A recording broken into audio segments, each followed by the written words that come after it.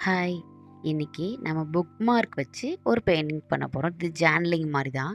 So, புதுசா ஒரு book mark வாங்கியிருந்தேன். இது அமேசான்ல தான் வாங்கியிருந்தேன். நல்லா பெயிண்ட் பண்ணுறதுக்கு நல்லா திக்கா இருக்கு. ஸோ, இது மாரி நீங்க வேணா வாங்கி யூஸ் பண்ணி பாருங்க. ஸோ, இது வந்து நான் எப்படி பண்ணுறதுன்னு நீங்க பார்த்து வீடியோ பார்த்து கத்துக்கோங்க. ரொம்ப ஈஸியா இருந்துச்சு. சும்மா எனக்கு தோணுச்சு. ஸோ, அந்த மாரி ஒரு ஃப்ளவர் ஃப்ளவரா இருந்தா எப்படி இருக்கும்? ஸோ, அத மாரி வச்சு பண்ணியிருக்கேன். ஸோ, ஃபுல்லா வீடியோ பாருங்க. இதே மாரி நெக்ஸ்ட் புக் மார்க் ஜேர்னலிங் போடலாமான்றத நீங்க கமெண்ட்ஸ்ல சொல்லுங்க.